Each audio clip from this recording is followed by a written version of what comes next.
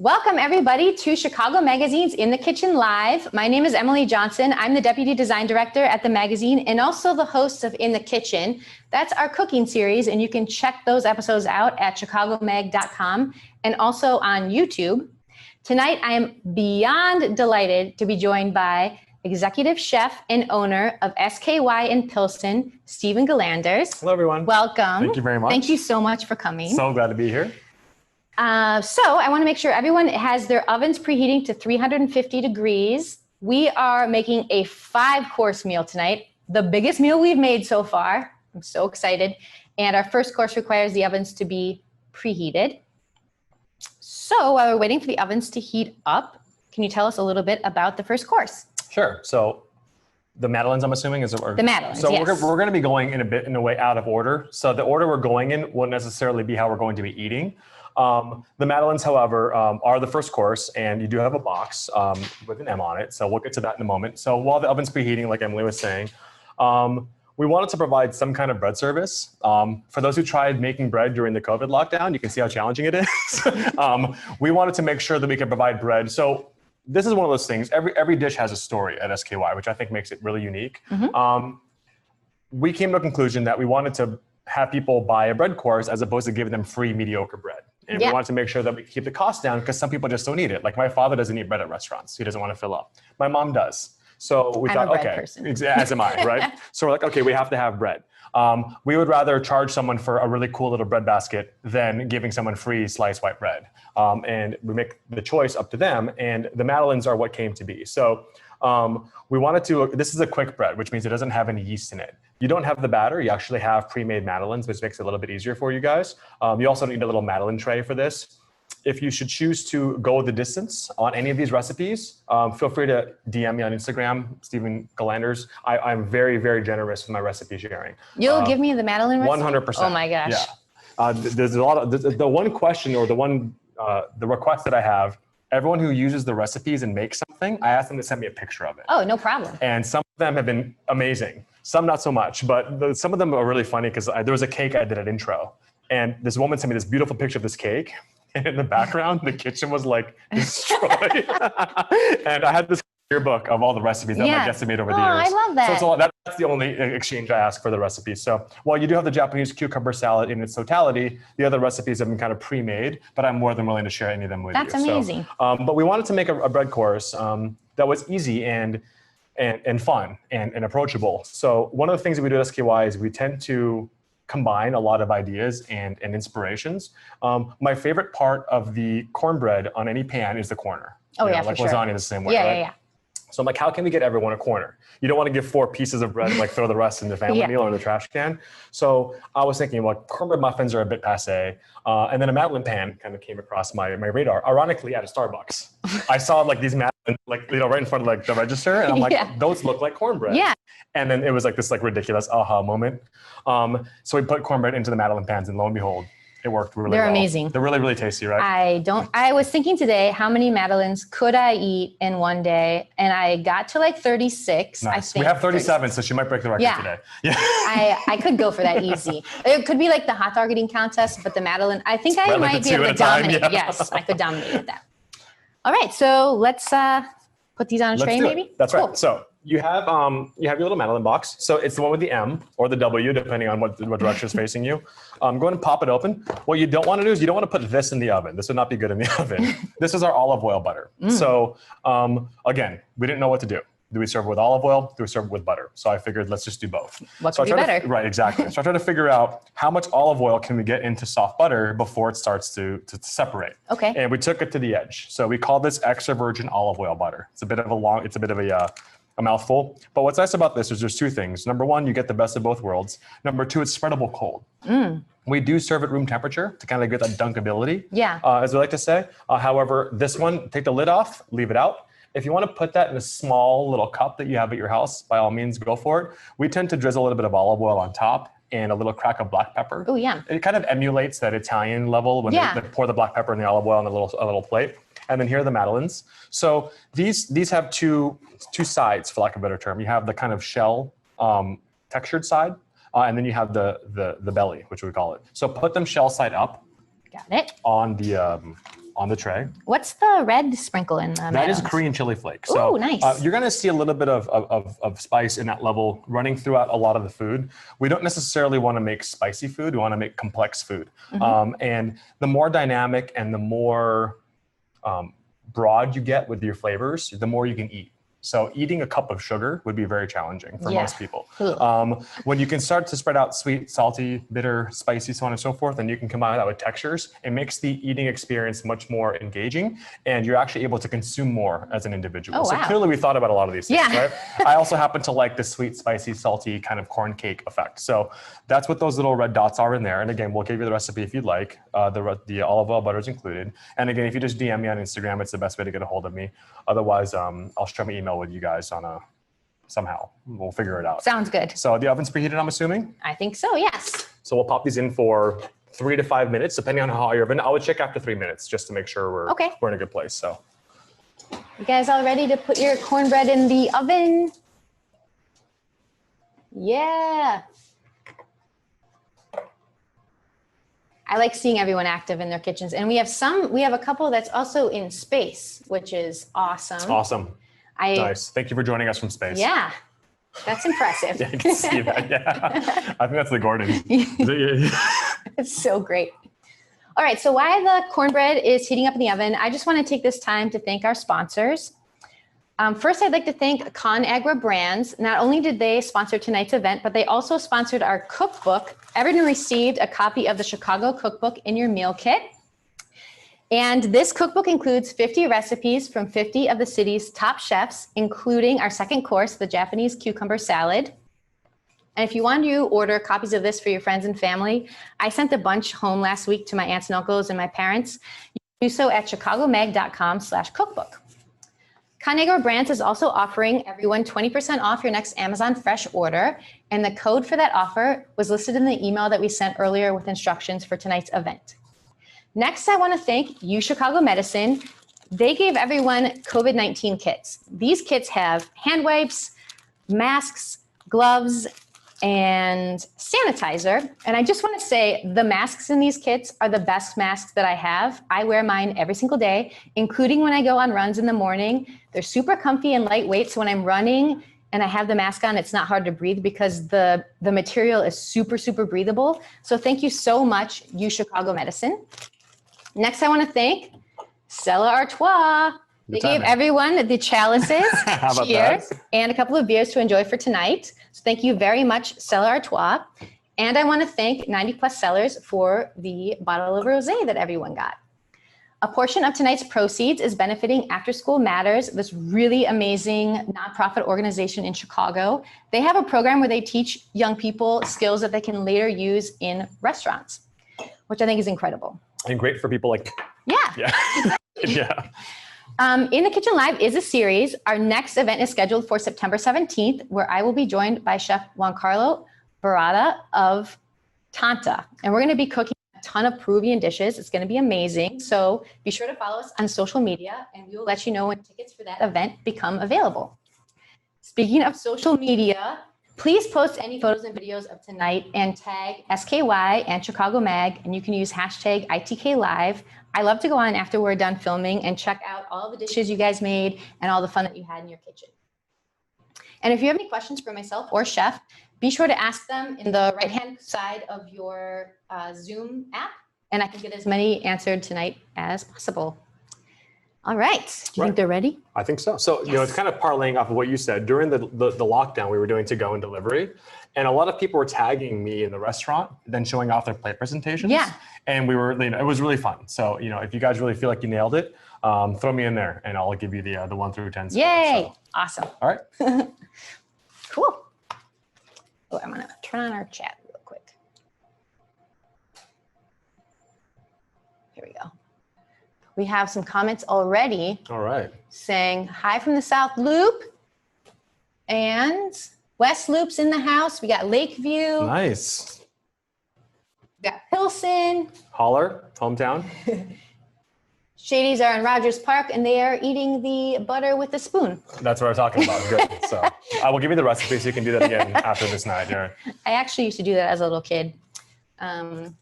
I don't know why I Like a just shared that with 25-year-old everyone. kid. I might have seen a couple of you guys today picking up your packages. I'm hoping you've been to the restaurant before. If not, here we are coming to you. Yeah. What's the next point at this point? So should we start Right. boiling the water? I think it's probably a good move. We can start boiling the water for Let's sure. do that. So we're not doing the lobster dumplings next, but it does take a little while to get the water going. So we're gonna get a pot, may I? Yeah, please.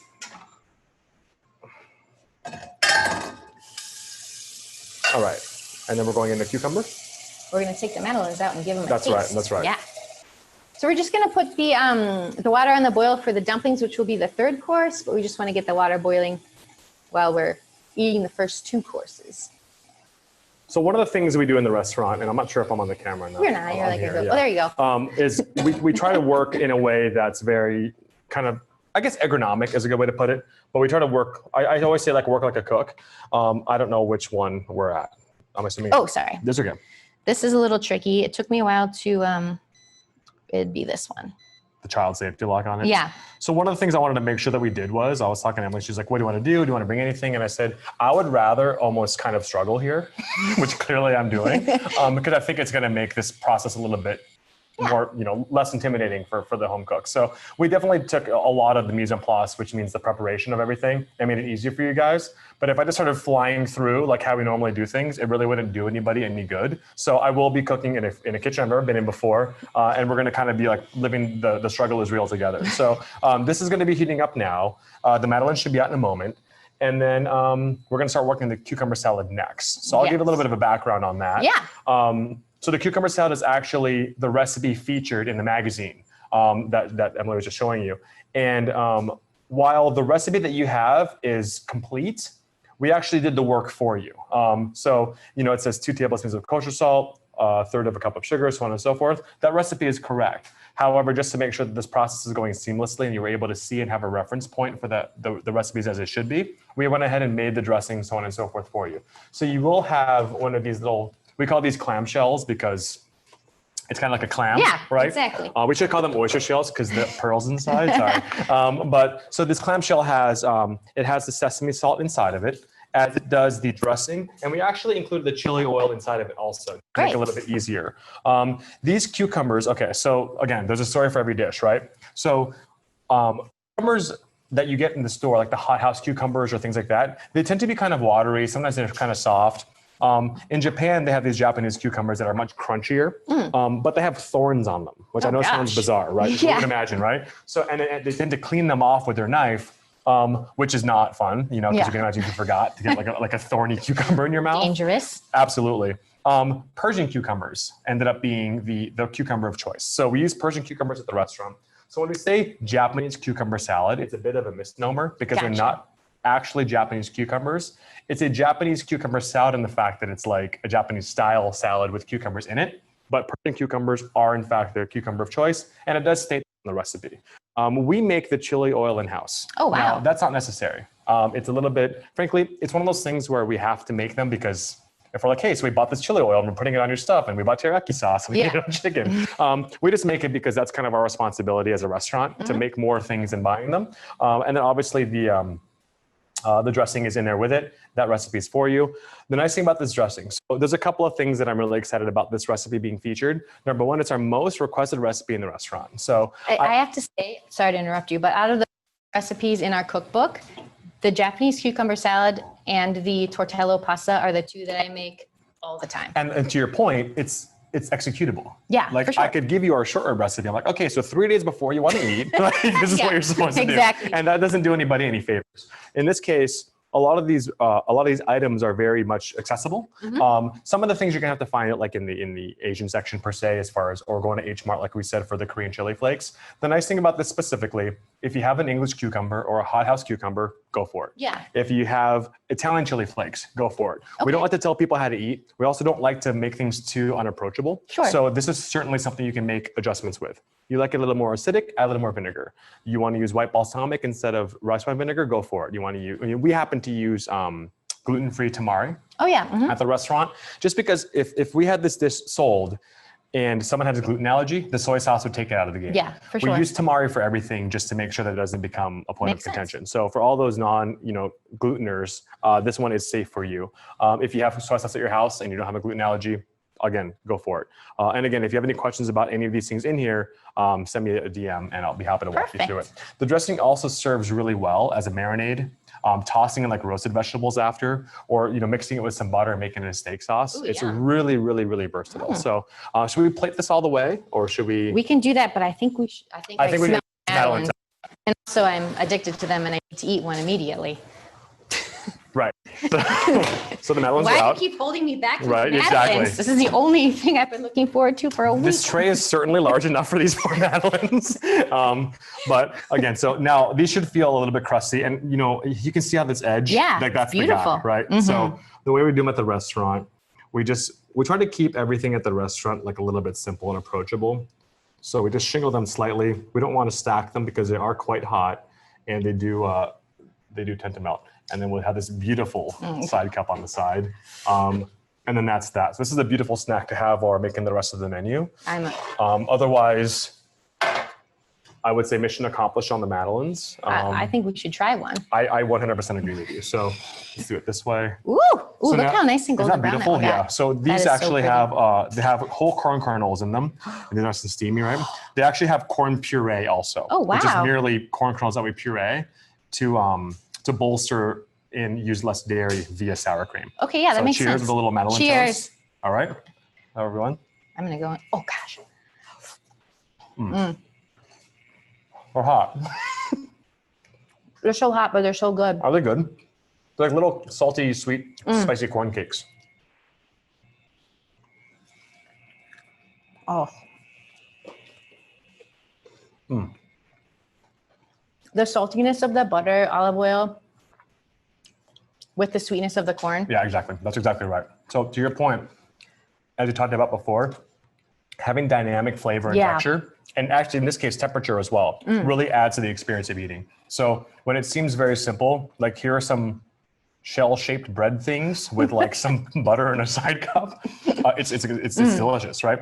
But the butter also, so we fold in, the butter's unsalted, which obviously means there's no salt in it. We actually fold in like large flake sea salt. I was gonna say, so you get these pops of salt, and you guys can see in there where it's kind of building some condensation, some little drops. That's where the salt's landing. And instead of having this kind of like cohesive seasoning, you get these like crunch bits that will happen all the times with seasoning salt.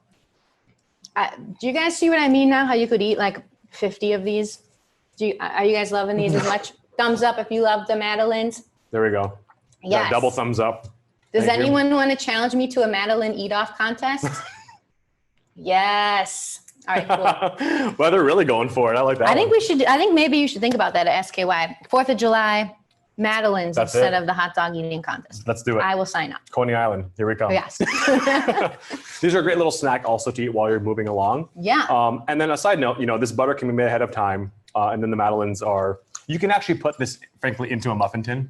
Okay. If you don't want to commit to the Madeleine pan, you don't have to. One of the things we like to say about people who make our food is we want to be able to have the opportunity to give people the chance to make the food. Sometimes it can be a little bit daunting, and it's like, if you don't have this, don't make it. Right. I don't like that.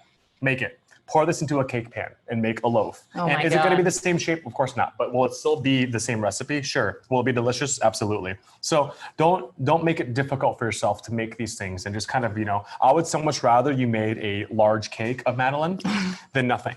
And be like, hey, I made it. It was great. Use it on muffin tins for the same thing. The baking times obviously will change, but again, I can walk you through that. I'd be happy to do so. I might make my next birthday cake will be a cornbread Madeleine birthday cake. There you go. So that sounds. We'll put 21 candles in it for your 21st birthday. Oh, that's so sweet. Cheers, cheers, Right, cheers. yeah. Cheers to that. Bonus points. Right, yeah. I learned my lesson a long time Cheers, ago. everyone. All right, I see people are enjoying their Stellas in their ice cold mugs. I do keep my Stella mugs in the freezer, That's a very good move. not just for Stella, but for other things like, well, frankly, just more Stella. But all right, so what do we got next? The cucumber salad. Let's do it. So Okay. thankfully we have an induction unit, so nothing's going to catch on fire. Now, does everyone have the clamshell that doesn't have a letter on it? That's what we're going to use. You open up, you'll see the cucumbers.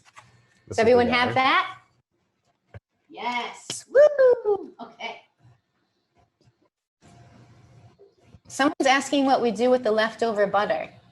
Whatever you want. I mean, Yeah, right. I could think of a million. Well, no, that's a good point. So the leftover butter, first and foremost, it'll freeze for however long you want it to go. It also, you can use it wherever you would use butter as a spread. You can cook in it, but it tends to be very, how do I say this? You get more than what you expect. So there's actually a trick that chefs use where they will stretch out butter with olive oil. Oh, and the reason being is because you want the flavor of butter, but you want the health of olive oil. Sure. So you can use this as a cooking medium, which is actually really great, I think. It's a good opportunity. If you do that, make sure that anything that you're cooking in it is a little less seasoned because there is salt in this mix. So again, use it wherever you would use butter. And if you're cooking with it, just pull back a little bit on the salt, just to make sure you're not bombing yourself on it. This will also be great, on pancakes or really anything. It's a really great recipe. And it's a nice way to have butter without feeling bad about yourself. I never feel bad with butter though. Nor should you, and nor do the people eating with apparently. So I feel like it's just a part of. Right.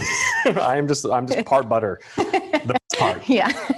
So the cucumber we have. Now, one thing that we want to make sure that we point out is these cucumbers are cut fairly thick. And we do that on purpose.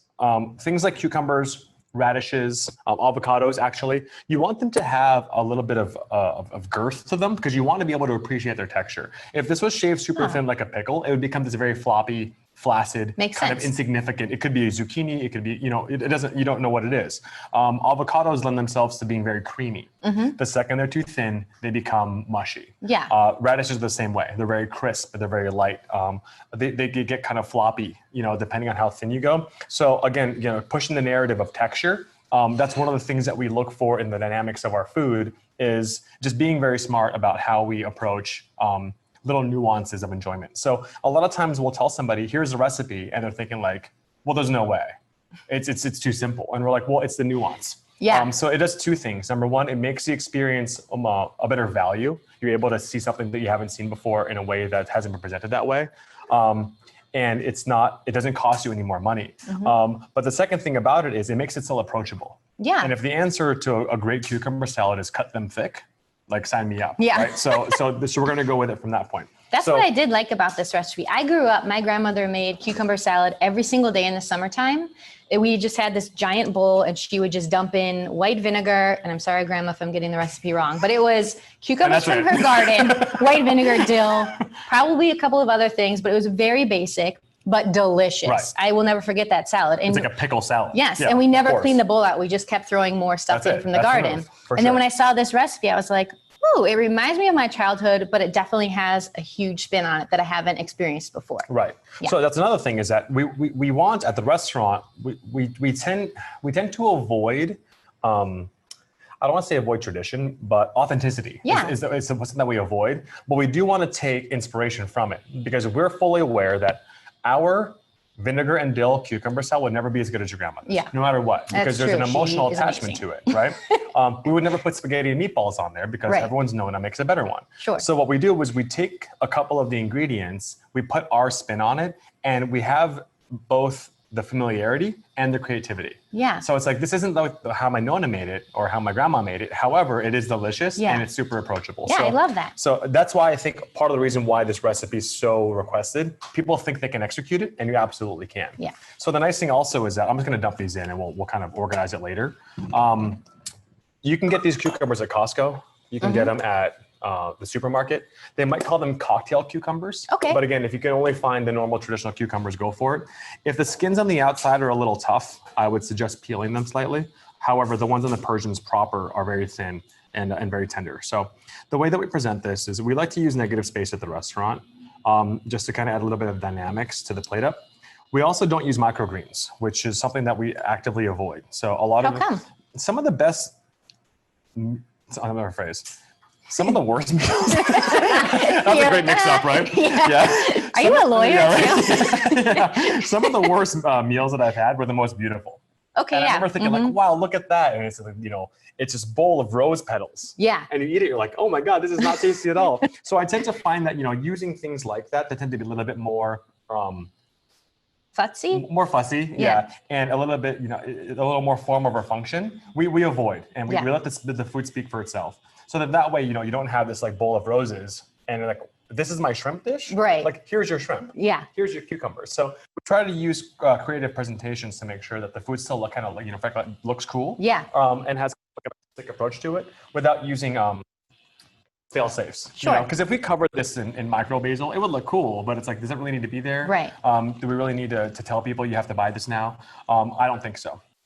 As you can see, I'm shaking this up. This is the dressing. It's in the same size container as the butter, but it's got a good dot of red oil on top, and that's the chili oil on top of the dressing. So just gonna check in on yeah, everyone. let's see what they're doing.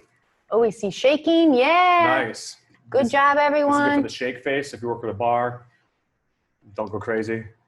We did get a request. If they send you a self-addressed postage paid envelope, will you send them butter? Yes, actually, to that point, and I hate to throw this in there, but do I really? We are starting a retail program. Oh, wow. So this is dressing. So obviously, COVID is here. Let's just, call it what it is. And we're trying to stretch outside of the restaurant dining room borders. And we've been very creative with ways to kind of get the S.K.Y experience outside of the dining room. So we do have retail. We have retail products. That's We amazing. actually sell this dressing in a bottle, and it's beautiful, and it's got all the ingredients on it. sounds cool. And we give suggestions for recipes. Our hot sauce is probably our most signature for the fried chicken, as you know. So good. And we also take requests for things like the butter. A butter subscription service. Butter subscription I would be services, into right. that. Yeah. So it's a BSS. We definitely, we month. trademarked that. We'd be happy to do so. Let me know. Again, send me a message and we'll get it to you. So here's your dressing. And it's pretty easy at this point. As you can see also by the recipe, the stack is very similar. And then what you want to do is you want to pour slowly. Oh, I smell peanuts. You smell sesame oil. Or sesame. No, that's actually, I'm glad you said that, because the sesame oil in this is actually a really, really important component. And what you want to do is you want to let it just kind of drape over the top. Now what's going to happen is you're like, it doesn't look like the picture. This oil will eventually kind of gel itself together and will end up looking more like that. And again, this recipe So could be fragrant. simpler. It's so fragrant, So right? good. And the nice thing also is you kind of get the best of both worlds. It does have that kind of vinegary pickle component with the cucumbers, but it still has that light, fresh, refreshing component. And then the oil, the chili flakes and the salt go over the top. So, people ask why to use Korean chili flakes instead of Italian chili flakes. Two reasons. Number one, they're not as spicy. A lot of times, for those who are, very versed in cooking, where does the heat of chilies lie? In the seeds, right? Yeah. Korean chili flakes don't have any seeds. Oh. It's only the flesh. So they take the seeds and the ribs out, they dry the flesh and they pulverize it.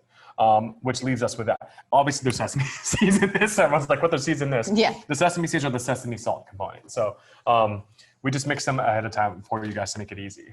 When I did make this recipe, I did end up with some extra of this dry mixture, but I just kept it in the shaker and I put it on everything. Absolutely, and that's Pizza, exactly what you should do. Yeah, toast, exactly. So sesame grilled seeds, cheese. yeah, right. Yeah, butter. Yeah, everything. The Madeline butter. Yeah. So sesame seeds a lot of times get the rap of being Asian, but sesame seeds are on a Big Mac.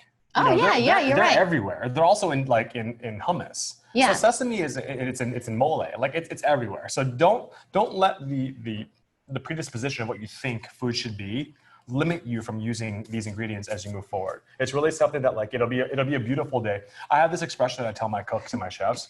It's about finding your food. And one day every chef who makes it to the next level finds their food.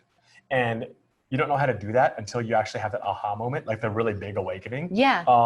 And the second you realize that food isn't a box, it's a platform, things like this will really let you cook well. Yeah. You don't have to be a chef to realize that. You have your style, you can cook at home, you can cook for one, you can cook for 100. But it's a really, really beautiful thing when it comes That's amazing. Especially the fact that there's extra things like this in the butter, like mix them and toss noodles in it and see what happens. Or popcorn. I put that on popcorn one time. Amazing, good. right? Delicious. So there we go. Yeah, with a little bit of beer. I mean, next time. Not gonna lie, there was beer involved. I can see. Yeah, see how it's kind of beating now. Yeah, for sure. The colder it is, the more likely it is to to have that attachment. But it does look very similar to the picture, which is kind of the goal. How's your guys' cucumber salads turning out? Good. There we go. All right, double thumbs up from Rogers Park. Woo! Sweet. Oh, here we go. Where and how can we buy the hot sauce and other retail products? So I'm glad you asked. On our website, again, because of the restrictions that we're faced with, we have an online platform that we're currently using. You go to order, and our retail is actually listed on the menu. Okay. So some people are ordering to go and delivery from us. We've actually included the online products in terms of the retail on there as well. Perfect. So if you want to order the cucumber salad and have some madeleines, we'll actually send you a bottle of hot sauce if you just click on the button. Oh, that's and amazing. Else. Yeah. Ooh, so I know what I'm doing really tomorrow. it's really convenient. Yeah. We actually also do delivery in the Chicagoland area. Oh, great. So as long as you guys are willing to wait for 10 or 15 minutes, depending on what part of the city you're in, we'll be happy to bring it to you. That's perfect. And we have really cute labels. I'm really proud of it. No, I love your design. Yeah. Coming from the art department. Thank you. I'm quite picky. I just want to check in and see if we have any others. Let's see here. They love your straight talk.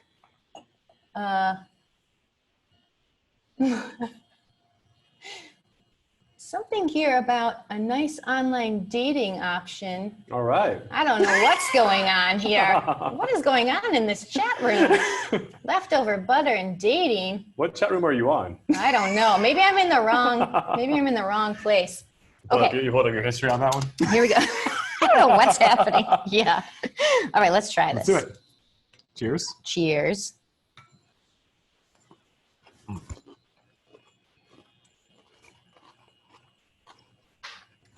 This is a perfect summertime dish. It really is. It's super refreshing. Different spin on cucumber salad. Yes. I love the sesame oil. I love the spice. This is why I make this all the time. One of our guests mixed this dressing with mayonnaise and made this weird Chinese Caesar dressing. Oh. So then of course we did at the restaurant and it was amazing. That sounds incredible. Yeah. So that was my idea. Yeah. So again, if you guys, if you choose to either make this or buy the dressing from us, it becomes a great foundation for other things. Like I said, imagine marinating chicken or shrimp in this. Amazing. It'd be fantastic. Pork chops as well. So. Oh, I love pork chops. And it's also at the end of the day, this is a vinaigrette, right? So it's a very nice vinaigrette. It does have a Japanese twist. And you don't need to do every single thing on here. This can be tossed with arugula, any kind of lettuce you want. If you want to get real raunchy and just use iceberg and douse this on top, go for it. I'm into that. No judgment. Yeah, that's mine, clearly, right? I'm that may or may not have happened already.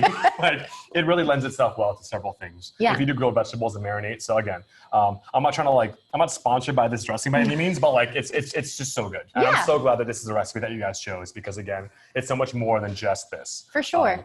But yeah. That's awesome. Mission All accomplished. right. Yeah, nailed it. Are you guys ready to move on to course number 3 of 5, which I feel so fancy even talking about?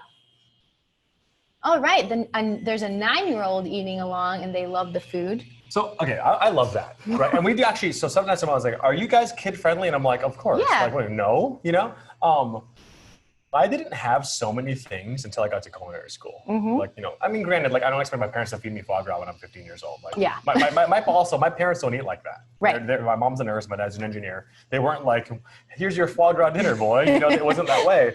But I love the fact that more people are exposing their children to experiences like this. For sure. And are we considered kid friendly? I don't know, maybe not. I think it might be a little bit foodie driven. But things like this are and great. the madeleines. And the madeleines, exactly. For sure. So I think, thank you for That's starting that early. I think that's great. And when they're 16, have them send the resume to me. We are hiring. We have a 4-year-old who can't wait for dessert tonight and a 12-year-old who loves brunch at S.K.Y. Well then. Check you out. Is anyone here over 21? I don't know where all this booze is going to. We're talking about dating and they're all... Oh, and also, someone would watch more cooking shows of us together. Really? Maybe we should talk to the Food Network. All right, if that's my mom, thank you. But, yeah. Maybe it was my mom. Yeah, exactly. That's one of our moms. Yeah, let's do it. All right, let's go on for the dumplings. Let's do it. Okay, so if there ever was a signature dish at S.K.Y, this is it, right? And we know this at Chicago Magazine. Absolutely. These lobster dumplings were featured on the cover of our 2018 issue, our Best New Restaurants issue, which S.K.Y won the #1 spot. And I remember going there to shoot the restaurant and I got to taste some of your food and I was blown away. But by and far, the lobster dumplings, I don't know actually. The lobster dumplings, the cucumber salad, the madeleines, it's close, but the lobster dumplings are incredible. They really are. Yes. Now, it's funny. So the story behind the dumplings, we were talking about Shanghai earlier, right? I opened a restaurant in Shanghai. And we went to have dim sum. And hargao, it's like the clear skin that has the shrimp inside. Yes. This one I was with Jean-Georges, who is the man. Yeah. And I had this hargao and I was like, oh my goodness. For the first time, it wasn't just all skin. Because a lot of times when it comes to things that are filled, ravioli, dumplings, it's a lot of nothing, right? Right. And they give you 30 of them, but I'm like, I'd rather have 10 with more filling. Sure. They went for it. They were Ooh. like, give them the filling. And I remember biting into it, and I had this very bizarre, super close to the bone, obvious moment of why aren't ravioli and things more stuff? Yeah. It's always this filler. So I was like, okay, I can't do hargao. There's no way I would execute that. Sure. So again, back to the whole idea of avoiding things like very authentic food, but I can take a cue from this. Sure. And I thought, okay, we need to figure out how to get this on the menu somehow. So full disclosure, Jean-Georges, I'm sorry. During my last few months there, I was thinking, how am I going to build my S.K.Y menu? I don't think he minded. I hope not. And if you do, like, I will make it up to you. I can assure you. Send him some butter. Yeah, exactly. Right. Yeah, here you go. Let's call it even with the butter. And I thought, okay, let's use lobster. Now, if we're going to use lobster, what goes with lobster? Butter. Right. So Yes. things start to kind of fall into place when it comes to, coming up with different ingredients. And then it turned into, okay, it needs a little bit more. And when I was in Japan, and I think this is actually a really good reflection of how the S.K.Y menu comes to form. It touches on a lot of different inspirations and a lot of different meals that I've had. We had a lobster and butter dish, ironically enough, in Japan that used yuzu kosho. Okay. Now, yuzu kosho, and I'm going to open up the D box with these dumplings. Yuzu kosho is a Japanese chili paste, and yuzu is a citrus, and it's a very fragrant citrus, but you use the skin and the juice exclusively. Okay. And kosho means pepper. Ooh. So it's basically yuzu pepper. We can't find Japanese chilies out here, and yuzu is very expensive. So Sure. what we did was we made our own yuzu kosho using jalapenos, Amazing. orange, and grapefruit zest. Ooh, yeah. And that's what's in, okay, so there's going to be a deli, we call these deli containers because they're similar to containers you get at a deli. It's a very, very obvious name. And it has this kind of green liquid in it, as well as knobs of butter. So again, we talked about the chili paste, the butter, and then the liquid inside of there is actually just water, believe it or not. So we take a pasta philosophy with this to make like a butter sauce. Amazing. I'm sorry I'm laughing, but this chat room that's happening right now is so funny. Someone outrageous? drank the dressing from Yes. the cucumber salad. Very good. They're doing shots. I love that. So we actually had a couple of guests at the chef's counter when that was like legal, and do shots of the hot sauce as well. That's like, amazing. In like shot glasses. And it was I like, love so, that. Yeah, so that's a thing. All right, so here we go. Sorry, I No, interrupted. you're good. So we're actually going I to wanna finish smell this. this. Yeah, get in there. So it's very floral, Ugh. right? Super citrusy. Now the nice thing is, and people a lot of times are like, why do you use zest instead of juice? So when it comes to things like lemon, zest gives you all the aroma and all the florality with no acidity. Okay, that Lemon makes juice sense. is very sour, Yes. obviously. Like a newsflash, lemon juice is sour. But the skin gives you a lot of that flavor and aroma Yeah. without the sour. So makes sense. if you want to add that, that's a nice chef's trick. It might seem a little bit obvious to those who know that already, but Well, for I those who didn't. don't, there you go. Well, that sounds good. Okay. Yeah, this So is a very loud stovetop. But you know when you have the right pans. You also know it's working. Exactly. So, okay, so the water's working or the water's boiling. There's going to be a container like this that's hard to look into because it has a very emerald green oil inside of it. Now that's herb oil. So you'll see the solution. It looks black only because there's no contrast available. So inside of the lobster dumpling clamshells we discussed, you have the lobster dumplings, and then there was this little herb kit inside. So one of the things we cook with a lot at the restaurant, we use a lot of herbs. We use a lot of citrus zest, as we mentioned. We like to keep the idea of light. We like to keep the idea of balance. So whenever there's something with a lot of butter, we like to add things like acidity. Sure. And that's when this comes in. So we also have a lime here. So the lime is not for tequila shots unless you have any left over. So what you should be looking down at right now is, let's do it this way. The dumplings, the herbs, the lime, the oil, and then the sauce kit, and then boiling water in no particular order. Should we start Let's dropping? go for it. Is everybody ready? Thumbs up if you're ready for the dumplings. Yeah, there we go. Oh yeah, I think everyone They're is really like engaged. I chomping love at this the bit couple here. over here. Yeah. So when you do the dumplings, okay, so these were made. They can be a little bit sticky, like as you know about fresh pasta. So a funny thing is, we knew we wanted to do dumplings. We didn't know what skin to use because I was very specific about the skin. So we did a skin tasting, Oh God, which that sounds like super Silence of the very Lambs. creepy. Yes. Hello, And these are the ones that Clarice. worked out the best. Again, if you want to, yeah, precisely, yeah. So we have Chablis here.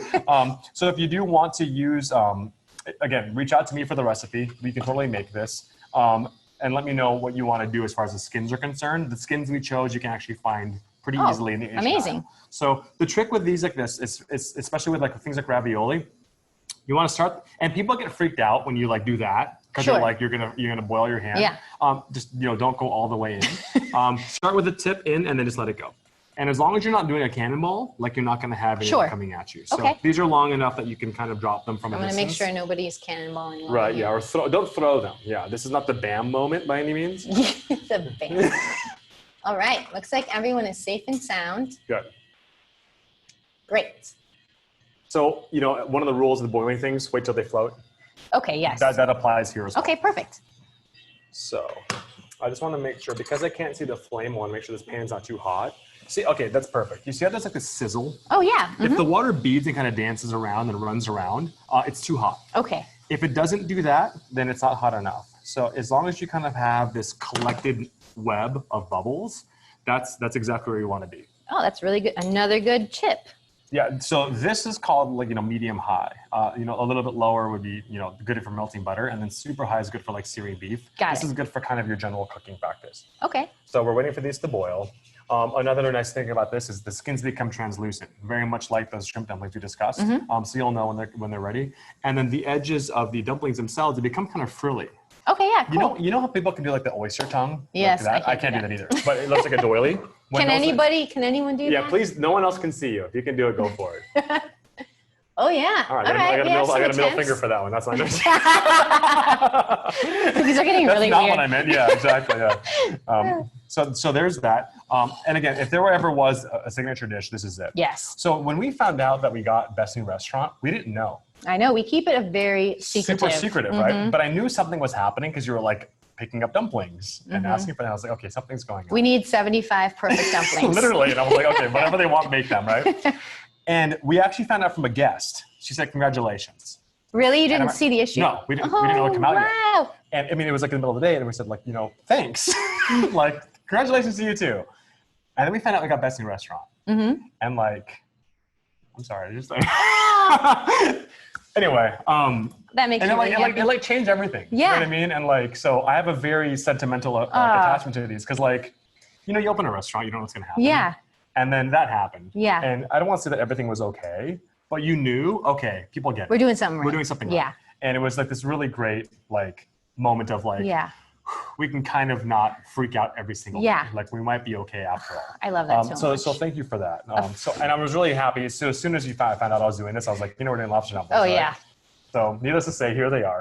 And again, let them cook. They tend to be a little bit stubborn sometimes. If you have to, you kind of like nudge them off a little bit just to kind of keep them going. But these are certainly on their way to being beautiful. So in the dumpling mix, there's actually butter in there. Oh my gosh. Which, yeah. We have butter in the dumplings and butter in the sauce. Correct. I have a tip for everyone. We're eating a lot of butter tonight. Newsflash. If you want to join enjoy me, the cucumbers. Yeah. And if you want to join me on a run tomorrow, I will be out wearing this mask at about 7:30 in Lakeview, running around to work off the butter. And I'll be home drinking this beer. Highly suggest so. Take a run in your mask tomorrow. Okay, so this looks good. Yes. Now, one of the things that's about this one also is they're very forgiving. So we're gonna leave them in. Forgiving means they're not super fickle. Okay. Right? So we're gonna take this butter sauce kit and pop it right in here. Perfect. And when do you know to kind of lower the heat on the dumplings? The second that it comes to a raging boil and they start floating, you can let them kind of sit there and chill now. So this is not extremely low. And then this is, again, the sauce is a little bit like more of a medium high. And you just want to are everyone's dumplings floating? Thumbs up if your dumplings are floating. Yes. Nice. Woohoo! Some All right. floaters out there. Thumbs up for floaters. They're drinking the butter again. I think there's like, maybe we're saying a word, and when we say it, which we don't know about, right? Yeah, then they're exactly. taking Yeah, shots there's like of some butter. like Big Lebowski thing where every time he says a word, you take a shot. Right.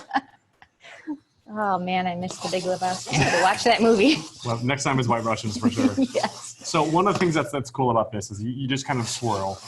This seems very chefy to me, like when you watch like cooking shows and making coffee. But I learned when you swirl, it melts faster. It does melt faster. Yeah, you're distributing the heat and you're also exchanging the liquid for the solid. So the big bubbles are good. There's only that one pad left. And then before it completely melts, we just pull it off. Okay. And then at this point, we take the dumplings. Oh my gosh, I'm so excited. Yeah, you just see how like plump and juicy these are. Yes. So again, we wanted to make sure that we provided people like a proper Oh my experience. gosh. That is great. The nice thing about this also is this isn't like for some like TV. This is like how we serve them. Yeah. I said, you know what? instead of 5, give them 4 and fill them up. So oh my gosh. we just kind of baste the top of this This butter. is also very fancy, the basting. It really is, yeah. I'm a fancy guy, so I know. Yeah. And then at this point, so you see how they're kind of ruffled on the edges? Yeah. Which, which is cool. You can see the meat in. And inside is essentially like a really like chunky lobster meatball. Yeah, there's no cream cheese, there's no breadcrumbs. Yeah. It's but you also know, like just looking at these, okay, these are lobster. Because you can see the lobster. Right. It's not like, this like mystery dish. Right. And like it like saw lobster one day. They're in there. Yeah. So oh my gosh. That's how we do this. Do it, kind of organically. You definitely want to use a lot of this sauce. Let's just do it that way. Yeah, just dump it. Who are we kidding, right? So there's that. And then now, there is a particular order we do this just to make sure that things are going on there correctly. We do lime first. Okay. Now lime you can't see, so that's always why you want to do it first. Oh, that makes sense. And you want to hit the dumplings like directly. Right. You don't want to like pretend to just kind of wisp it over the top. Got it. And then this oil is actually the same herbs that we have as a garnish. Okay. So it's kind of like a nice little. What kind of herbs do you have in there? It's chervil. Chervil. Chives and mint. Ooh. Now mint seems like a little bit of a strange one, but it does help cut through some of the butter, that makes effervescence, sense. right? Yeah. And it's a nice way to kind of be like, no, Look how waste. beautiful Isn't that that nice? is. And again, no microgreens, nothing crazy. If you can't have chervil, use a combination of tarragon and parsley. Okay, and that'll great. give you a similar. If you watch my In the Cooking videos, you'll know that parsley is my favorite herb. Really? Yeah. Well, there you go. So chervil sucks. Parsley. No. I gotta find chervil now, and maybe it'll do a. And again, if you can't, like tarragon and parsley is a perfect substitution. Yeah. Cool. If you want to use dill, that's totally cool too. If you just want to use chives, don't let the herbs in the market determine whether or not you make the dish. Go ahead and make it. Sounds right. So there's that. Oh, that is so beautiful. You guys, are you not just impressed with yourselves that you just made this dish? This is like, if I made this dish at home, which I think that I helped you a little bit, moral support, Yeah, for sure. I would freak out. This looks amazing, right? You totally made the whole thing. Thumbs up for the amazing lobster dumplings. Oh yeah, we got thumbs up. People are drinking. This is the best. This is the best day ever. Well, the nice thing also, I think the rosé lends itself well to the first 3 courses for sure. Yes. So I think we're in a good place. All right, maybe we should do a little cheers. Yeah, absolutely. Cheers to lobster. Absolutely. And lo and behold, so beer also, in this case, Stella, lends itself really well in the same applications that rosé does. It's typically crisp, it's light, it goes well with things that have a little bit of richness to them. Yeah. So by no means are these butter free, but especially the case of the cucumbers, they're very light and crisp. So both of the beverages that are in the box actually work really well with these dishes. That makes sense. So that's a nice little slam dunk that we have here. Yay. Should we try these? Let's do it. All right, fork me up. I am very excited. I haven't had these in a while. It's been too long. Yeah, right. But you cut it open, you see there's clear pieces of lobster. There's like a butter running through it. Oh. I like to cut and then kind of do that. Dip. Like for me, like the chips are the vehicle for the guacamole. Exactly. It's kind of the dumplings the vehicle for the sauce.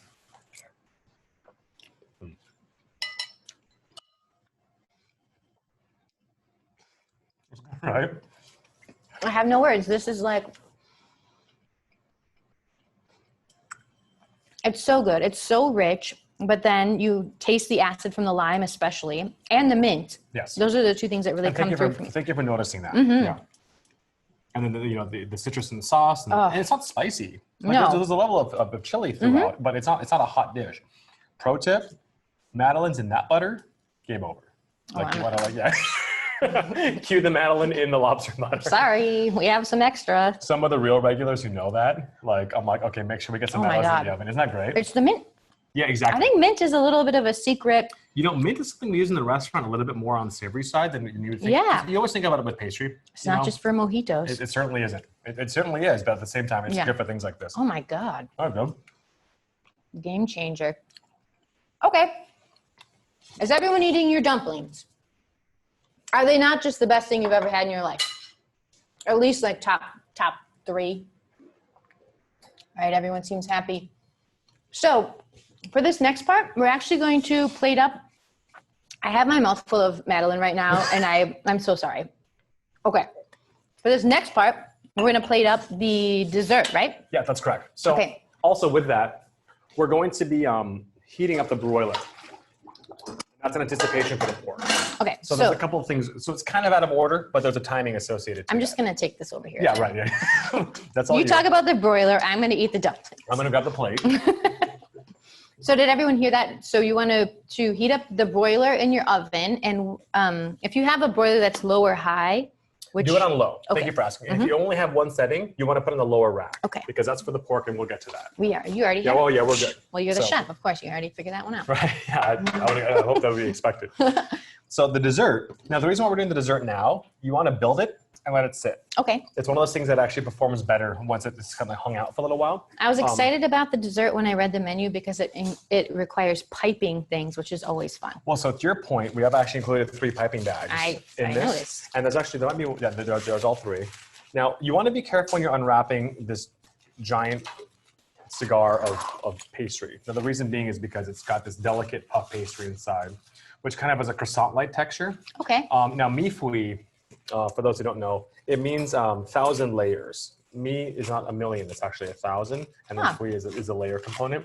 It's a very traditional French dessert, and it's very similar to a Napoleon, except Napoleon typically uses chestnut cream. Oh. In this particular case, we're not using chestnut cream. We're using a whipped chocolate ganache, and a couple of so we call it a candy bar mi fui for a couple of reasons. Number one, it kind of has this nice kind of like long linear candy bar appearance through the way we cut it. And then the flavors we're using milk chocolate, caramel, almonds. It's kind of got more of like a Snickers flavor profile. And it just kind of makes it a fun, kind of approachable. I should probably stop touching that. I think it's fine. It's just warning you that it's hot. And you know that things are happening and that are hot. Chill out. Right? Stove. Okay. So we're gonna put the base layer down, and then again, this is just puff pastry. You can buy this in your freezer section of your supermarket, and we just put a little bit of powdered sugar on it. Okay. So again, we'll have the recipes for you. Now there's 3 bags, the largest of which has this kind of chocolate mousse inside. There's one with caramel, and there's a really little guy with this chocolate ganache in it. I have one question. Yeah, let's do it. Standard broil, convection broil, or dual broil? Do standard broil. And then also, I'm very sorry, Lorna, they are missing the puff pastry. Oh my goodness. That I am sorry for. We can make that up to you. We will make that up to you, I can assure you. But is there anything else they could use? You can really use anything. You can actually use this also as kind of like, just like a dip for things like angel food cake. Oh yeah. You can actually use things that, you can toast any kind of like thin bread and use powdered sugar on top. Perfect. You can really use this to your advantage. So whoever that is, we'll make it up to you. I can assure you we will send you one of these desserts at the restaurant. Yeah. Okay. Anything else? Oh yeah, it smells delicious. We're doing great, I think, so far. Do you have a knife I could use? A knife. Or a pair of scissors? Down here. Oh, you have all of them. This is the knife drawer. That's it. So now it's very important when you cut, so this is the ganache. When you cut this, the mousse, when you cut the hole in the bag, don't make it about the diameter of a pencil. The reason why is you want to be able to pipe kind of these lines. So the ganache is the dark chocolate, bigger I'm sorry, pouch. This is the ganache, the smaller one. The mousse is the biggest one, right? Yeah. And then when you do it, you see how you kind of pipe these lines down the center? And we figured this would be a fun dish. Yeah, I think, is anyone cooking with your kids? I bet they would like to pipe some ganache. I bet they would love to make a mess out of this. Mousse. All right. So we do 3 lines of the mousse. 3 lines of the mousse. And then for the chocolate ganache and the caramel, you want them to be smaller holes, and I'll show you why. You literally just want to be the diameter of a ballpoint pen at the top. So you have more than you need. So feel free to take this and run with it, right? So then you put the chocolate between. And while there's chocolate mousse on this, the chocolate mousse is milk chocolate. This is dark chocolate. Oh my gosh. It reinforces kind of that flavor of just like nice chocolate. And this is a salted caramel that we use at the restaurant. So Chef Tatum is an extraordinary pastry chef. She made me a dessert that I could do here and not make a fool of myself. Yeah. and so I'm very grateful for that. And you can use several different flavors of this. You can use mascarpone and make a tiramisu version of this. You can actually probably use chocolate pudding instead of the mousse if you really want to make it easy. And we do a line down there. And then we just top it. Oh, I'm sorry, pardon me. And then the last component of this, so there's this almond butter shatter. We call it a shatter because we basically make an almond toffee. And then we pulverize it into this. Also kind of a candy bar. Yeah, exactly. So thank you. Sorry, I just kind of threw that in your hand. Well, I'll take it. Right. So it's oh my gosh. It's an almond toffee essentially. Oh my gosh. And then you sprinkle this over the top. And again, you have more of everything you need except for the puff pastry. You only have as much puff pastry as you That's require. fine. Who needs the puff pastry? Right, when you have all this other stuff. And then so one of the things also is you want to use the caramel on the top to kind of glue it. Because if you just put this on top, it gets a little bit slippery. That makes so this sense. kind of becomes like food glue for you. Nice. And then you put another layer of the puff pastry, and we're building our 1,000 layers. Let's see here. What is everyone building their layer? Oh yeah, it looks like everyone has it all stacked up. Nice. Yay! Looks amazing. Oh yeah, and there are kids helping out. I love that. Me too. Let's take a look over here. We have so many people that have 3 screens of people watching. I have to flip through them. So great. So the candy bar, you know, kind of, how do I say, like it's kind of whimsical. Definitely. It has that kind of shape of this like Yeah. long bar, and it has a lot of the flavors. But hidden, you know, inside of it is a French dessert, true and true. So again, And these chocolates, what's up with the chocolates here? Are they special? So yeah, I'm actually glad you asked that. So all of our chocolate is exclusively from Barricalibo, which uses a single origin type chocolate. They work with a lot of family farms. We have a really good relationship with them. They let us know when they have new products. So Alunga is actually one of the chocolates we're using in this, and Mexique. So there's 2 chocolates that we use. At the restaurant, we use a lot of chocolate, as you can imagine. And we just try to kind of, you know, work with the best product for the best application. Yeah. So, you know, sometimes we use kosher salt, sometimes we use sea salt. In this particular case, the milk chocolate's for the mousse, and then the ganache has a darker chocolate. And again, if you guys want to check out the recipes, feel free.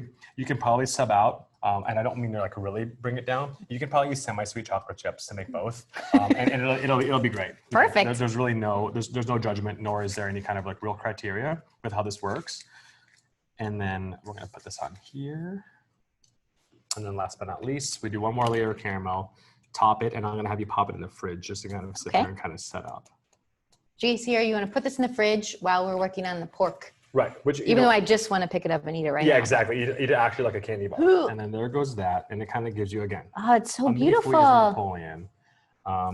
And then, you know, with anything extra that you have, feel free to like go nuts. You know what I mean? If you, no pun intended, but if you want to throw the almonds on top and like, you know, just kind of like let it ride, you know, definitely go for it. If you want to use extra ganache, so on and so forth, it's entirely up to you.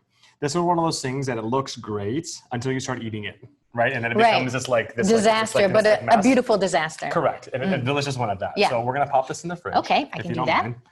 Yay! Put it right there. All right. All right, let me get some of my candy bar crumbs off of here. And then we're going to move into the last dish, which is the pork chop. So the pork chop is fun. Actually, do you have another small saute pan besides this one, or even similar size?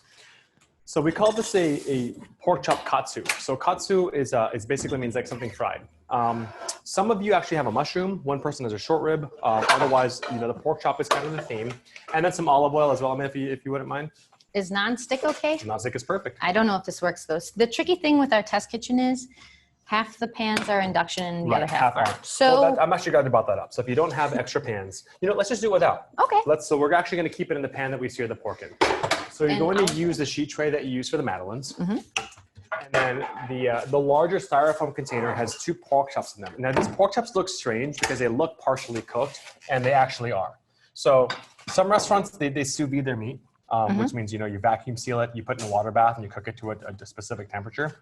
We don't sous vide anything. We like to cook more traditionally, but these have been pre-baked. So this process is called a reverse sear. So we take this to about medium as far as the temperature of the internal pork chop is concerned, and then we sear it, top it with the crumbs, and then we broil it. What this does is it helps us keep that really meaty, beautiful texture of the pork without compromising it via sous vide. If people don't have olive oil at home, what other oil could they use? You can use the olive oil butter. Oh yes, so the feel butter. free to jump in there right now with that. Oh, why don't we do that? We should do that actually. No, for real. So there's only a little bit of olive in the pan now, and this is actually I'm actually glad you brought that up. So we're gonna actually put a spoon of this in here. So lo and behold, full circle. There's oh that. My gosh. If this looks sacrilegious to you, you'd rather use the spoon again, like, you know, go for it. You can see the melting quality. You know, it melts a lot quicker than normal because there's there's less saturated fat inside of That this. makes sense. And then the pork chops, you just want to unwrap. I'm a huge fan of pork chops. I think every month at the magazine when they're talking about stories for the food, the table section, I'm like, pork chops. And I'll throw that out there. we have yet to do the best pork chops, but I really, Ooh, well, maybe today's the day. yeah. I think they're underrated. I agree. I also think pork got a bad rap back in the day. Yeah. You know, people feel like, And also, I think the best ones, well, not the best, but let's say some very, very good options are at steakhouses. But Also when you true. go to a steakhouse, you're like, I don't want to order a doing pork steak. chop. No, Yeah. exactly. It's like someone's like, oh, Gibson's is the best salmon. It's like, okay, but I'm at a steakhouse. Yeah. I'm not really gonna go down that route. But no, you're right. So this makes it, and this is a fun way. So katsu, like I was saying, so tonkatsu is a pork cutlet that's deep fried. It's covered in breadcrumbs, and we wanted to kind of have that effect with the tonkatsu without deep frying. Because I mean, like how many deep fried things can you actually eat in a certain day? Me, a lot. Yeah.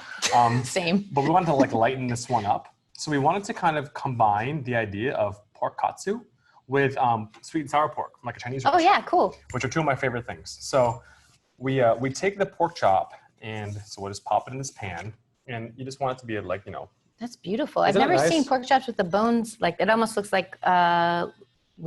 yeah, they look like lollipop lamb chops. Yeah. So these come off of the rib. So if this was a piece of beef, thank you. This would be a bone-in ribeye. This is the same muscle from the pork. So because they're already cooked, we don't necessarily need to cook them more. Sure. We just want to get a little bit of color on it. So if we're starting at home from scratch, well, first of all, what kind of pork should you buy from your butcher? So always buy fresh, thick pork chops from the rib. Okay. If you can't get that, you can get boneless pork chops. And if you can't get that, get pork tenderloin. Okay. But one of the tricks is you want to make sure that they're not too thin. Just like a steak, it really becomes overcooked if you get a little bit too thin. Okay. These lend themselves well to a little bit more cooking. Great. So this sizzle is great. Yeah. That's what you want to hear, and you kind of see that they're starting to caramelize a little bit. So everyone got the pork chops or the veggie or the short rib going. Oh yeah, thumbs up all around. Nice. All right.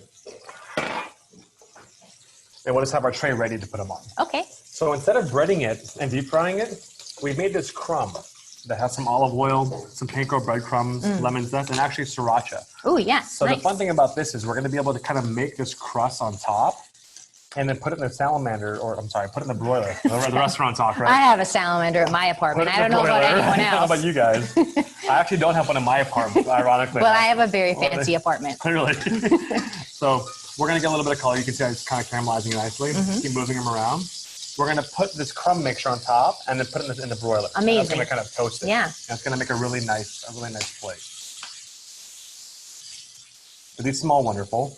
So again, katsu again is breaded pork chop. This is going to have that breading component without being breaded. For those in the mushroom, have the mushroom ready to go on the tray. For those in the short rib, take it to this level. Okay. And then we put the mushroom, the breadcrumbs on top. It'll be a very similar process. Nice. It smells good already, doesn't it? It smells so good. So one of the things we wanted to do with this as well is one of my favorite things to eat, especially in the Midwest when I came out here, was people doing pork and cabbage. That's like a big thing. So I'm from Los Angeles, I live in New York. We didn't get a lot of pork and cabbage growing up No. from my Filipino mom. But It'd be amazing if you Yeah, can you imagine how weird that would be, right? Yeah. So my mom ate a lot of Polish food. Yeah. Naturally. Right, of course you did. So the pork's looking good. Now this pork mix, and this is kind of has all those shreddy things in it. It's cabbage, kombu, which is actually seaweed. Yeah. So not unlike the one you get at sushi, but this is cooked with soy sauce. There's a little bit of butter in here, and then some chives. More this is butter. going to go into this. Yeah, it's going to go into this pan, and we're going to kind of glaze it. But everything in here is essentially cooked. All we have to do is heat it up. Not yet though. Not yet. So we're actually going to use the same pan just to make sure that nobody has too many dishes to use. And Yeah, I have to do the dishes after this. Right. I appreciate. Yeah, you're like, if you can just use one pan, that would be great. So we're almost there. And then the nice thing about this is for those who are cooking with other people, you can have them help you. So yeah, but that's looking pretty good. Ooh. So you want to get these out. So that's clearly slippery. You want to put this here, and I'm going to engage you now. Oh yay. Let's split the crumb, and grab a spoon, and then the crumb should be fairly soft. And then just go ahead and make a little. Oops. Yeah, exactly. A little pile. There's more than you need to account for things like that, and then that. My skills are not. You have an excuse, I don't, right? Yeah. That's true. And then this is nice because you end up kind of toasting these breadcrumbs on top. And it becomes this kind of illusion of something that's been breaded and cooked without having to deep fry something. I love that. Yeah. Deep frying is also kind of scary. Every once in a while, they toss a fried recipe at me at the magazine, and I always am terrified that I'm going to just burn my face off. Well, but I haven't yet. Clearly, right? Yeah. And if you have, you look great. Thank you. But you know, frying at home is also one of those things that's very taboo. Like people don't like for a couple of reasons. Like, you know, there's a health component that people are concerned about. Also, having someone bring up an entire pot of oil, that's a big ask, you know. And then someone's like, "What do I do with the oil after?" Yes, that's always a question. Always a big problem. And your apartment kind of smells a little bit weird afterwards. Always, yeah. Yeah. So you know, that's something we want to avoid. And this, you know, again, it kind of keeps it a little light. That looks great. Thank you. Maybe I can get a job at S.K.Y. on the side. We'll have you in. I love my job here, but you know, I can work nights and weekends. Nice. That's half the battle. All right, so there's that. Awesome. So that's it should look like this. Obviously, if you want a little bit more, add more. We'll leave it at that. Keep it, you know, a little bit leaner. Okay.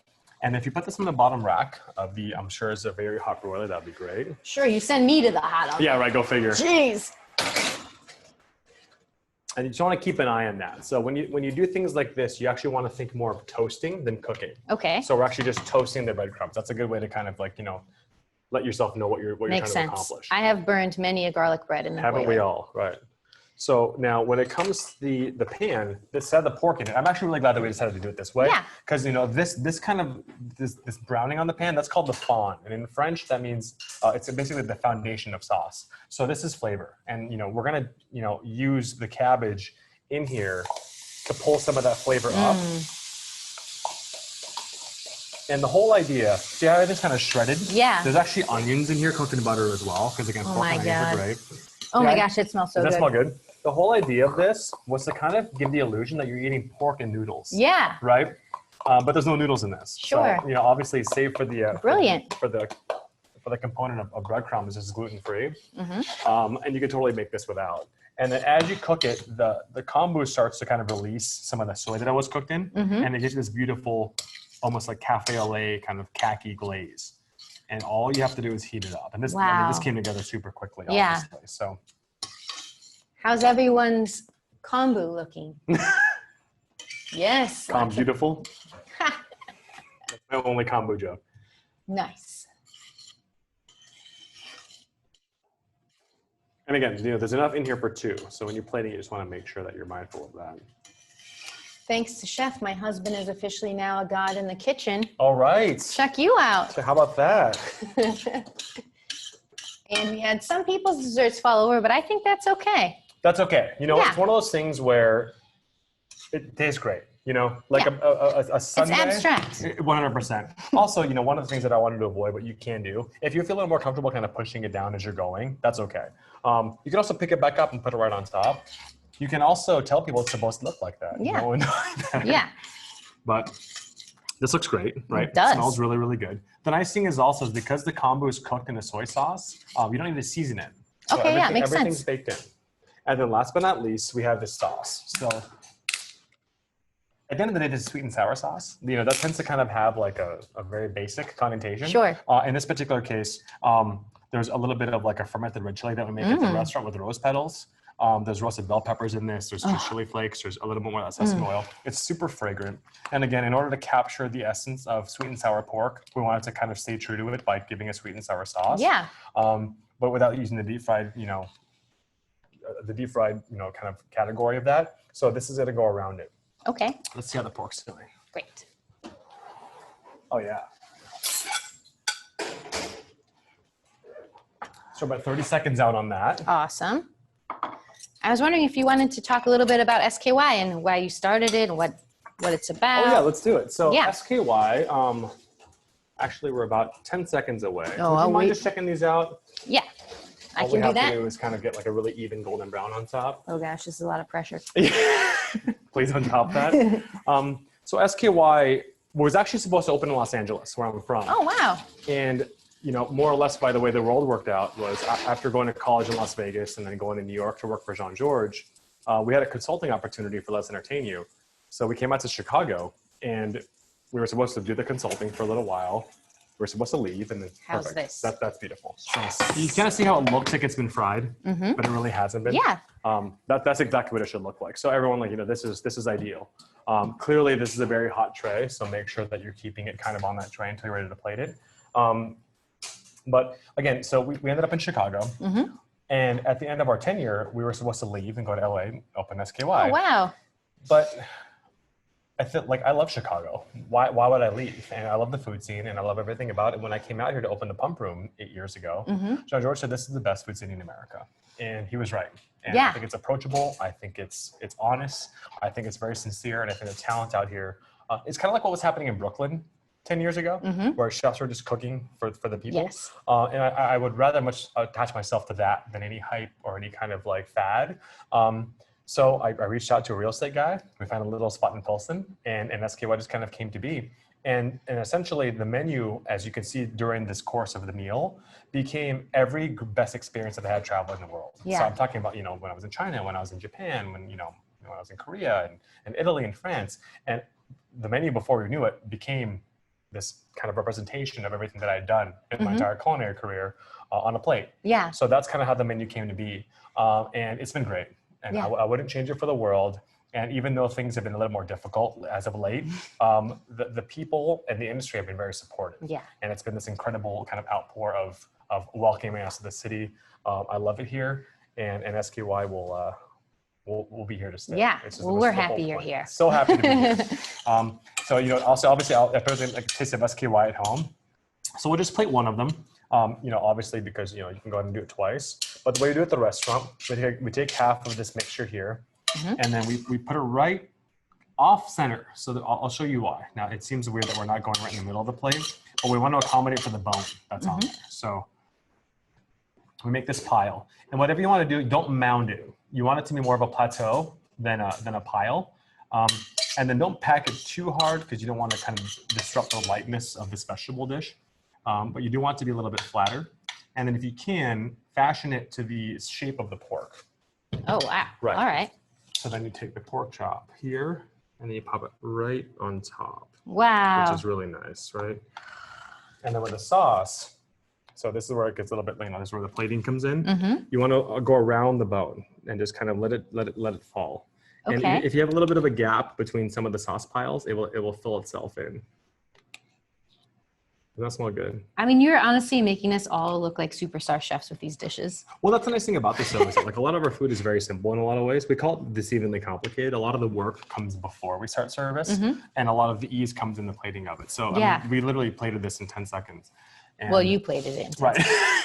And you watch me plate this in 10 seconds. But again, we want to make sure that people feel like they can do whatever they want. If you want to put cabbage on the side, if you want to do this with chicken, again, I would so much rather you just made the food. Or mushrooms. Or short ribs. I would so much rather you just made the food and then ask me questions on how you can manipulate it, as opposed to being like, I don't eat pork, I don't like cabbage, then do noodles. Just go for it. I don't want to make sweet and sour sauce, then use the one that you really like at the supermarket. Yep. Either way, please cook at home. And and just kind of take this. This is amazing. So, how did your guys' pork or mushroom or short rib dishes turn out? As beautiful as ours? Let's see. Thumbs up. Yeah, they're eating on the moon. Nice. That's a good sign. All right, Pork there's dancing in the kitchen. Woo! Best short rib ever. All right. We love S.K.Y. Medef brought me here for my birthday, and now it's our favorite restaurant in Chicago. Oh my God, mine too. Yay! So the Gordons got the short. I'm glad you enjoyed that. But okay, that's a perfect example. So the Gordons, they don't eat pork, right? But they still wanted to make it. Yeah. So we made an accommodation. There's also a vegetarian out there in that world. Yeah. And we're like, okay, let's make this work. Yeah. It's not like you can't have this experience. Make it work to how you eat. If you don't do gluten, take off the crumbs. If you don't, do so on and so forth. Like I said, at the very least, if you can make an attempt to do certain things like this, I would so much rather you did that. Let me know you loved it, as opposed to it's too bad I wasn't going to go down that road. Amazing. But here we go. Let's try this. I didn't bring any knives for meat. I think we can still use this one. Yeah. The math. It's only appropriate to use the same Let's exact do machine this that you used giant earlier. knife. Oh gosh. Now I'm destroying the beautiful plate. No, it's okay. Oh my goodness, it's perfectly cooked. Nice. That's where the slow baking ahead of time comes in. Good? Isn't it fun texturally? I love that topping. Yeah, it's really, really. It doesn't overpower the pork, which is really nice. Ooh, and the sriracha.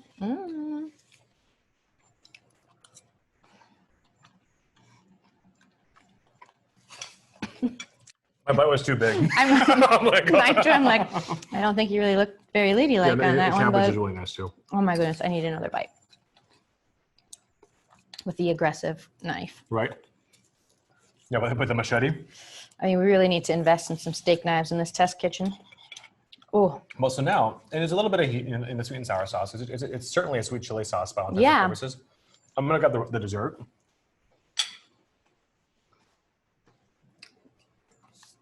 this is incredible. And actually, I'm glad that was brought up. So for those whose dessert fell over, all right, when you watch us eat this, this will also fall over. Oh no! So it's one of those things where it's more so based on the attempt of making it than it is like the ultimate presentation. It's your first time making. Who's made mee at home? I mean, let's be realistic. Probably not too many people. No. Don't let the intimidation of stacking something get away from you. Cut it wider, do your thing, but make it. It's delicious. Yeah. So, again, it's puff pastry. There's milk chocolate. There's caramel. There's like an almond crumble in it. And again, I feel like you can do this with whatever you want. If you want to use pudding, if you want to use like bought caramel, if you want to use ice cream, that would be fantastic. Ooh, yeah. Let's try it. Get in there, yeah. I'm gonna destroy it. Woo.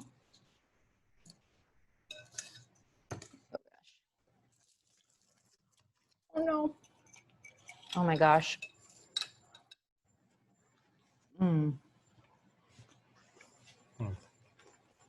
That's a perfect ending to this. Super decadent, super light. Not too sweet. No. Yeah, exactly. The flakes Amazing. of the puff pastry really kind of lighten it up. Yeah. And Tatum Sinclair, our pastry chef, likes to cook with flavors as opposed to sugar. That makes sense. So something has banana in it, you're getting banana. If something has almonds, it's very almondy. And it really kind of synergizes with our food. For sure.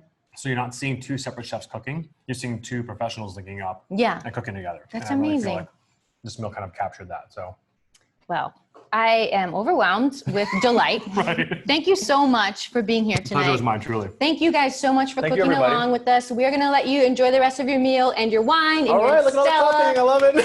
Thank you so much to U Chicago Medicine and to Conagra, Stella, and 90 Plus Sellers. We hope to see you again on September 17th. Enjoy your meal. Don't forget to post pictures and video, and we'll see you again soon. Thank you so much. Thank you. Thank you very much. Bye.